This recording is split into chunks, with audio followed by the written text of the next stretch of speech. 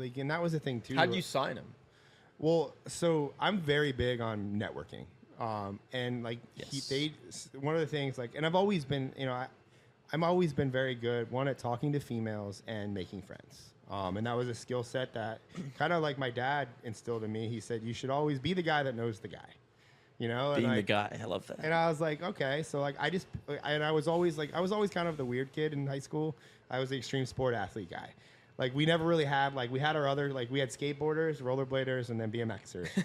And none of us really hung out together. It was like you clicked up and there weren't as many BMXers as there were everybody else. So it's like, I always found myself being friends with like the jocks, and then I was friends with like the cheerleaders, and I was friends with like, maybe the book club. Like I always just found myself, and I always found, there was always a benefit in knowing somebody in different social circles. So I applied that to like my business when I started, especially with TikTok, because I'm like, nobody knows this shit yet. So like, is there a Facebook group about TikTok? And sure enough, there was one. It was TikTok Marketing Secrets, which is, is a guy who's a friend of mine, Michael Sanchez.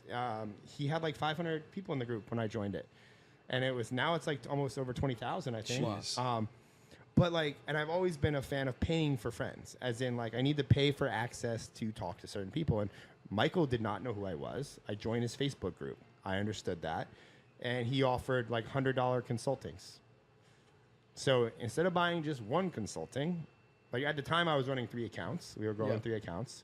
So I bought 3 consultings, $300. It was like the best $300 I've ever spent.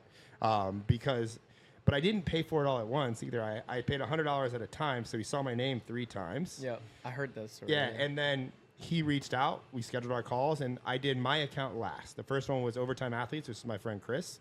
I still run his account to this day. He's a good friend of mine. The other one was Elliott Hulse, still my friend to this day. He's a beast, yeah. Yeah, he's been banned. Like we have, 3 or 4 different accounts banned for Elliott. Like he's aggressive. I love Elliott. He's a beast. But then, then he got to mine, and he was like, oh, I've seen this athlete account. Oh, I've seen Elliott's account. I didn't know you were the one running this. And then he got to my account. He's like, dude, you're that guy who's making the edited videos on TikTok. I show your videos to my mastermind group. And because I was practicing what I preach, we became acquaintances, if you will. Yeah. And then he led to that $300.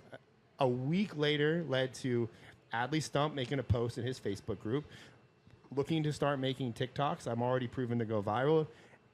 And there was a lot of comments on recommending video editors, but then Michael commented, I only trust at Ryan Magin. So I landed Adley. Yeah. And then a month or 2 later, same thing. He saw my results with Adley because she was already at like 500,000 really quick. And I guess Cardone's team had reached out to him because he owned the group, asking best practices for editing clips in the TikToks. And they were like, who do you know that can do this, that we can hire? And he recommended me. Wow. And then literally it was a Facebook message from Michael to me that said, hey, do you have any room for more clients? And I was like, obviously. I was I was like still kind of broke at the time. I was like, absolutely. I mean, well, availability is kind of thin. I don't know. Depends. Let me check with my assistant. Yeah, depends on the client. He's like Grant Cardone. He's like, oh, I'll see if I can fit And then him he's like, Grant's team's going to be reaching out to you. And I was like, get the fuck out of here. He's like, no. Jared's going to contact you. And he's like, I gave him your phone number because we had exchanged phone numbers because of Adley. And sure enough, like 3 o'clock or so the next day,